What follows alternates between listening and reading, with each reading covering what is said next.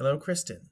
Okay, I just wanted to go over your CAD designs here that Brian has been working on, just to make sure that this is all accurate so I can bid it appropriately. So starting out, this is an overhead perspective. I've got your fridge on the end, dishwasher here, got your stove here. Go to 3D, and okay, there's the overhead. Back to all. So on the end here, we previously had, I think you had a microwave or an oven or something right here. So we've kind of made this one big pantry unit. I didn't know if you still wanted to have this as taller cabinet doors in order to store brooms here or not. Right now I've just got it so that it's kind of one line going across here, but technically we could make this so these doors come up and then have it for tall broom storage here if you want, but that's up to you. And then we've got the stove here, dishwasher. I've got a drawer here, drawer. This is a stack of drawers. On the right side of the dishwasher, I've got a drawer. This is a door that kind of with a reach back. And in that corner, there's a few options here. Obviously, the most cost effective is for me to do a shelf. I usually will do like a partial depth shelf. But there is a unit that I found. Let's see here. I think it was this one seemed to work pretty good. It called for a 13 5/8 opening, and your opening was 13 9/16. So I can adjust this a 16th over, and it would fit in there. And it's a pretty affordable. I don't know what the after taxes and shipping, and then a little bit of labor to install would be, but that'd be kind of a nice unit there. But I think with this unit you have to kill the drawer on top. So instead of having this drawer here, you would have a single door going up. Just let me know if that's something you want me to figure. Let's move around the kitchen. So on the back wall, of course, we've got the sink. Right now, it's just set up for an undermount style sink.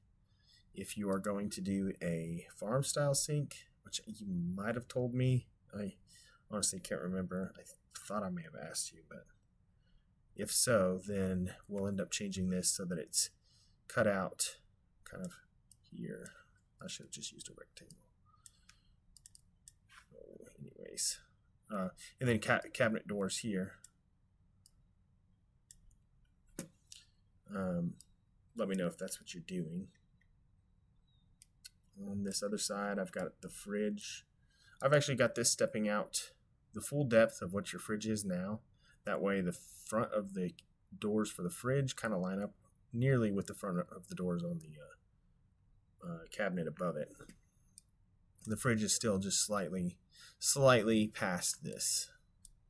That way you don't end up with things stacked on top of the fridge. You just open up your cabinet doors and you can use this full depth. In fact, you can fit very large appliances kind of back up in there if needed, or big platters, or really whatever. On this other corner, same thing. Right now he's got just a pair of doors. We could do a drawer. If we do that, we'll probably still do two doors. Let me go into this unit here. This is obviously the cost-effective method is having a shelf. I usually actually step this back halfway, and it kind of makes it a little more accessible in the back corner if you step it back 10 inches or so. Then it's still adjustable on these pins. Gotta set it where you want it, but you can kind of reach in and get in there if needed to access, or we can find another one of those units.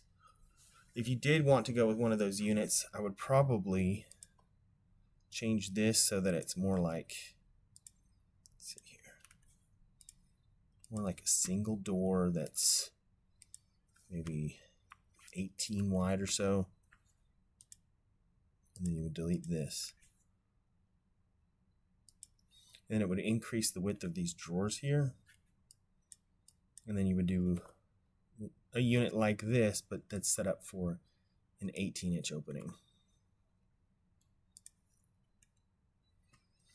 Anyway, otherwise for the lumber, we're just gonna price everything in white oak, so it kind of looks like that green tree house that I sent you the photos, or not green tree. I can't remember what it was, but the house that I sent you the photos of that you liked.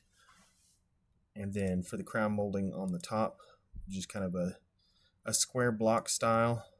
You also could select to do this as a more traditional crown mold. If we did that, it would look like this.